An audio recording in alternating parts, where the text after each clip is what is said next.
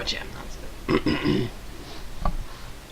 In the comics of Marvel, Thanos is a Titan who uses his gauntlet to attempt to get the power of 6 immensely powerful stones, which are very strong sources of energy. Currently, in the MCU, there are 4 of them. However, there are 2 more to come. The 6 in the comics are the Mind Gem, the Soul Gem, the Time Gem, the Space Gem, the Reality Gem, and the Power Gem. So let's see which ones you've seen already.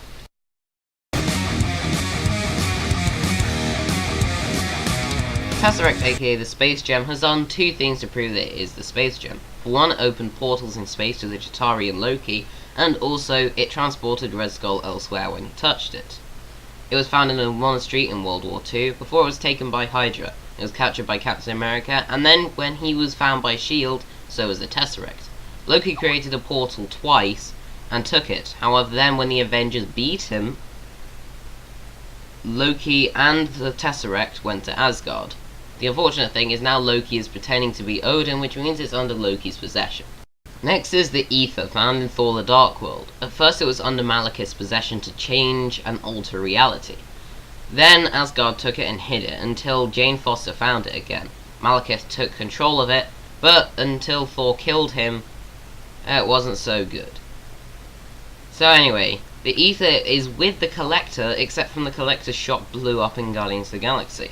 So we have no clue where the Ether actually is right now. What we do know is that this is the Reality Stone. Even though it's in a liquidy form, probably when solidified it becomes the Reality Stone. And how do we know it's reality? Well, as I said, Malekith used it to change reality, and he was going to change reality again in Thor the Dark World.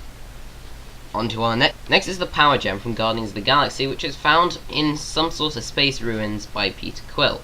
They were then found by Ronan and the Sakaran, who attempted to use it to destroy a planet.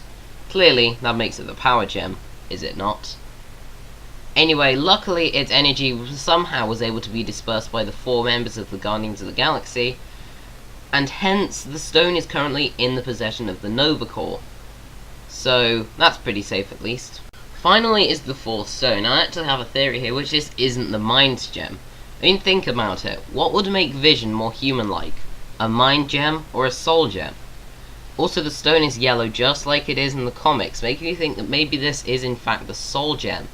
After all, it could be used to take control of people's souls, or even change their souls or put Loki's soul into them.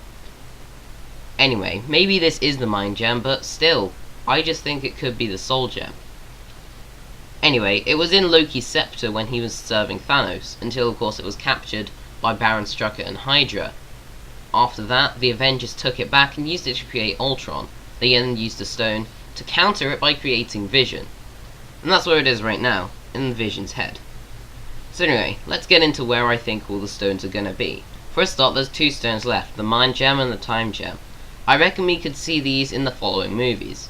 Doctor Strange, a very mythical movie. Thor Ragnarok, in which now he knows about the Infinity Stones, but they could appear in others, such as Captain Marvel or Infinity War Part 1 and 2. But what do I think will happen to the original 4 stones? Well, one of them's already in Loki's possession, so that's instantly in Thanos' hands.